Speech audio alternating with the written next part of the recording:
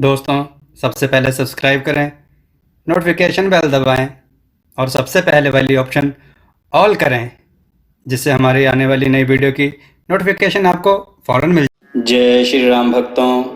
दोस्तों, ये कहानी बहुत ही सुंदर है।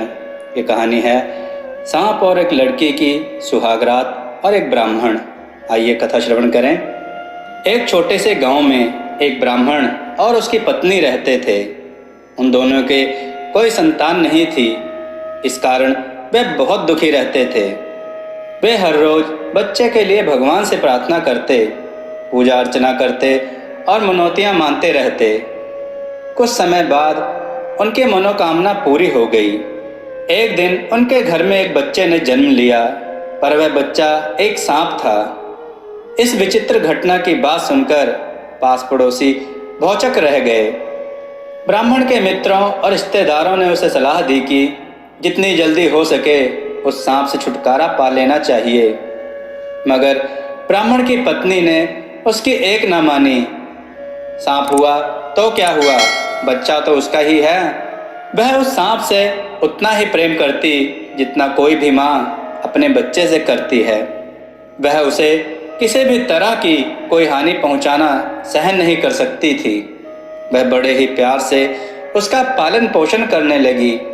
प्रतिदिन उसे नहलाती, अच्छे से अच्छा खाना खिलाती और एक सुंदर बक्से में गुदगुदा बिस्तर बिछाकर उसे सुला देती। धीरे धीरे सांप बड़ा होने लगा।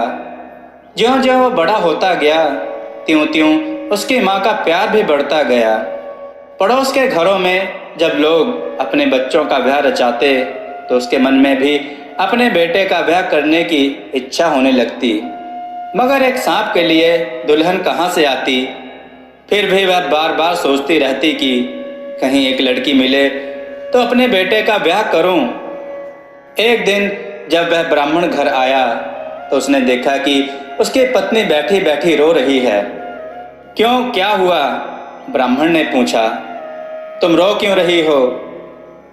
लेकिन उसकी पत्नी ने उत्तर देने के स्थान पर और जोर जोर से रोना शुरू कर दिया। इस पर ब्राह्मण ने पूछा, आखिर यह तो बताओ कि तुम्हें कष्ट क्या है? मगर वो रोती रही। अब ब्राह्मण करे तो क्या करे, बेचारा लाचार और परेशान सा खड़ा रहा। उसकी पत्नी अंत में बोली, मैं जानती हूँ तुम ना तो मुझे पहचानते हो ना मेरे बच्चे को। तुम उसकी ओर बिल्कुल ध्यान नहीं देते हो। अब वह बड़ा हो गया है, तुम्हें इतना सोचने की भी फुर्सत नहीं है कि उसके लिए एक दुल्हन की जरूरत है। क्या? ब्राह्मण ने चौंक कर कहा। लड़के के लिए दुल्हन? तुम पागल हो गई हो। ऐसा कौन होगा जो अपनी लड़की सांप से ब्याहेगा? अब तो उसकी पत्नी और अधिक रोने लगी और इतना रोई कि ब्राह्मण ने तंग आकर अपने लड़के के लिए बहू खोजने का निश्चय कर लिया। बहू की खोज में उसने दूर दूर के गांव की यात्रा की, पर भाग्य ने उसका साथ ना दिया। उसे कहीं भी ऐसी लड़की ना मिली जिसकी शादी सांप से की जा सके। अंत में वह एक नगर में पहुंचा। उस नगर में ब्राह्मण का एक दोस्त रहता था। दोनों में अच्छी खासी दोस्ती थी। ब्राह्मण ने बहुत दिनों से अपने दोस्त को नहीं देखा था, इसलिए उसने सोचा अपने पुराने दोस्त से मिल लेना चाहिए। ब्राह्मण को देखकर उसका मित्र बहुत प्रसन्न हुआ। दोनों गले मिले, फिर देर तक बातें करते रहे। अंत में ब्राह्मण के वहां से विदा होने का समय आया तो उसके मित्र ने उसके वहां आने का कारण पूछा। मैं अपने लड़के के लिए बहू की खोज में निकला हूं, ब्राह्मण ने उत्तर दिया। उसके दोस्त ने कहा, तुमने मुझे पहले क्यों नहीं बताया? अब तुम्हें कहीं और जाने की जरूरत नहीं है। तुम्हारे लड़के के साथ मैं अपनी बेटी की शादी करूंगा। वह बहुत सुंदर है और तुम्हारी बहू बनने योग्य भी है। सहसा यह बात सुनकर ब्राह्मण असमंजस में पड़ गया। उसने कहा, मित्र, अच्छा होता कि तुम अपनी बेटी की शादी करने से पहले एक बार मेरे लड़के को देख लेते। अरे नहीं, उसके दोस्त ने कहा, इसकी कोई जरूरत नहीं है। मैं तुम्हें और तुम्हारी पत्नी को जानता ही हूँ। मेरे लिए इतना ही काफ़ी है। अब समय बर्बाद करने की कोई आवश्यकता नहीं है। मैं अपनी लड़की को तुम्हारे हाथ सौंप रहा हूँ। तुम उसे ले जाओ और अपने लड़के के साथ उसकी शादी कर दो। दोस्त की बात से ब्राह्मण चिंतित तो हुआ, पर साथ ही उसे इस बात की प्रसन्नता थी कि आखिरकार उसे उसके लड़के के लिए बहू तो मिल गई। जब वह लड़की को लेकर घर पहुंचा तो उसकी पत्नी खुशी से फूली ना समाई। उसने तुरंत ब्याह करने की तैयारियां शुरू कर दी। जब इस ब्याह की खबर गांव वालों तक पहुंची तो वे लड़की के पास गए और समझाने लगे कि उसे सांप के साथ शादी नहीं करनी चाहिए।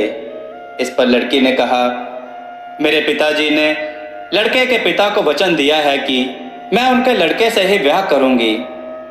मैं अपने पिता की इच्छा के विरुद्ध कोई काम नहीं करूंगी। अगर ब्राह्मण का लड़का सांप है तो मेरी शादी सांप से ही होगी।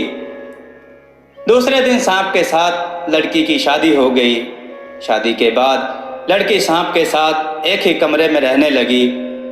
वह अपने पति को बहुत चाहती थी और एक अच्छी पत्नी की तरह हर प्रकार से उसकी सेवा करती थी।